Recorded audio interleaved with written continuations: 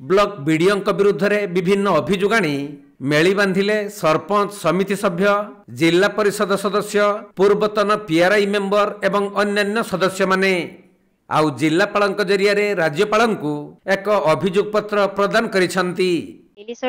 बड़ीघाट सरपंच अच्छी आमर आज अभियोग थिला जे बीडीओ सारंकर तांकर प्रथम कथा होची तांके निजर ब्लॉक से ब्लॉक टा निज इच्छा रे चलाउचंती। आ द्वितीय कथा है तांके 2 मास को तरे 3 मास को तरे एसीडीओ पीओ चेंज करचंते जा फल कि आमर पंचायत डेवलपमेंट काम रे दृष्टि पड़ुची। आ तृतीय कथाटी है आमर एसीडीओ पीओ लेडीज अच्छी आमर महिला निर्यातना एति आम लिखिचु जे महिला माने अच्छी एसीडीओ अच्छी पीओ अच्छी राति 8टा 9टा बेले मीटिंग डाकी आ मीटिंग करुचंती 11टा 11:30 भितर छाड़ुचंती। सेति आम बीडीओ सर को क्वेश्चन करने को चाहूँ जे ए 8टा राति 8टा 9टा भितर मीटिंग डाकी सेठी कोन मीटिंग करुचंती कौन सी ऑफिशियली मीटिंग राति रे हुए नाही जहाँ भी ऑफिशियली मीटिंग हम से दिन में हुए कृषि कारोबार नहीं कि मुझे कहवाक चाहूँगी आमर सरपंच संघ आम जिते रैली करने को जाते ए सब दाबीपत्र आम देला से काउंटर सिग्नेचर उठीगला भी लक्षे को 3 लाख को कमिशन नौ एटा सत कथा। हाँ कमिशन नौ आज आम बीडीओ सर को आम एटा चेतावनी देवाई आसुले जे आग को आपण आगरे मत आम कलेक्टर सर को आम चिट्ठी देइथिलु नोटिस तो देइथिलु तांके कहले कि आम 2 मास पर आसली मोर एतिरे किछि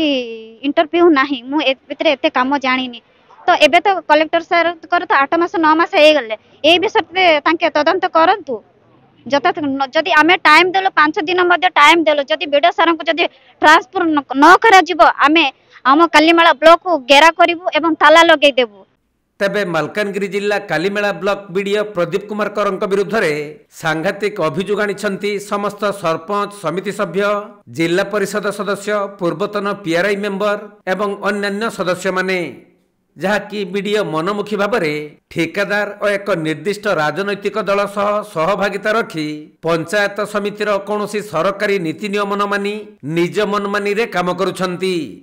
एपरिकी आदिवासी एवं अनुसूचित जातिर महिला कर्मचारी को उद्देश्यमूलक भाव में कार्यालय को राति डाकी रंगशाला खोलिछंती।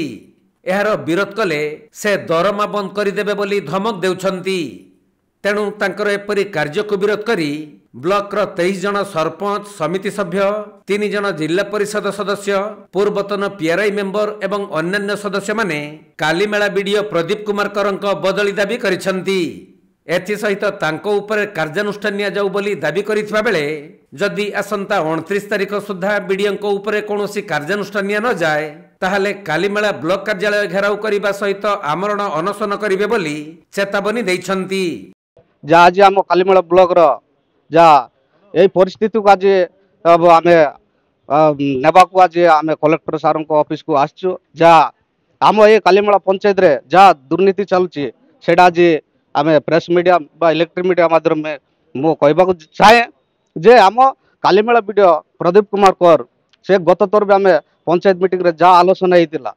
ये किछि दिन पूर्व आमर बीएसएस बिल्डिंग आसीला सेटा देखंतु एबे चेयरमैन अच्छी ब्लॉक रो मुखिया ता सहित समिति मेंबर अच्छी ता सहित सरपंच पंचायत रे अछन से मानको पंचायत मीटिंग न डाकी से बिना अनुमति रे से आमर एमएल आर बीडीओ सर बाग बंटा करिसंती। काई 38टा बीएसएस बिल्डिंग आसीतिला सेदिरु एमएल सर 20टा बांटिबो बीडीओ सर 18टा बांटिबो एटा खुद एटा का शासन है देखो आमे जा पर प्रति पंचायत रे कौन करले बीडीओ सर ना जेई मान को भितरे भितरे कौन कर देइछि आपण माने किए न जानबा भितरे आपण हमर बीजेपी दल लोकन को सेटा लेआउट दे देबे तापर लास्ट जेई माने प्रत्येक पंचायत रे जो पंचायत रे काम आछि से पंचायत रे जेई माने जाई कि लेआउट देउतिले तापर देखंतु हमर पंचायत रे जतकी डेवलपमेंट पाई काम चालुची जा हम पंचायत रो सीएफसी एसएफसी फंड आछि जतकी हम पंचायत रो काम चलची से काम रे पीओ मान को डायरेक्ट पीसी मागुची बा देखंतु ए किछि दिन पूर्व हमर पंचायत ब्लॉक रो जीपीओ सर को से गोटे काम होइतिला से काम माध्यम रे जीपीओ देखो सरकार तरफ किसी मास पूर्व आमर जीआरएस आउ पीओ आमर केतरा माँ माने चाकरी पाई से देखो प्रति पंचायत केतरा झील मैंने पोस्टिंग पाइले पीओ पोस्ट ता सहित जीआरएस भी एसीडीओ अच्छा से प्रत्येक पंचायत पाइले से कौन करबे से राति दिन सारा से मीटिंग रखिकी 6टार ब्लॉक रे डाकबे 6टार ब्लॉक डाकी राति 11टा 12टा जाए ब्लॉक रे मीटिंग करती आउ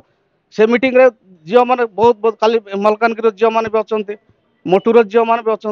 एमती राति 12टार जदि झील मान मीटिंग सराई पटेबे ताले झील मान अवस्था कौन झील मैंने देखो कालीमेला ब्लॉक रे आपण तदंत करूँ से जितकी स्टाफ अच्छा आमर बीडीओ सार पूरा असंतुष्ट अच्छा आपण निजे देखु से ऑफिस रे जितकी पियोन टार आरंभ कर जितकी ऑफिसर अच्छा बीडीओ उपरे समस्ते असंतुष्ट अच्छा करंतु सब करेंगे निश्चय करेंगे से जिते बड़े फील्ड जावा कथा जो गाँव में जाइए गोटे गरीब लोक बात्या बांटवा कथा वो बुढ़ी को जो बुढ़ी चली पारना से घरे पेमेंट देवा कथा से पेमेंट देवा कहब ना से पंचायत बसी दियो से बुढ़ी से किए आसिक तार पेमेंट नेब बोली कहते। मालकानगिरी जिल्लारू संतोष कुमार पंडा रिपोर्ट कोणार्क लाइव।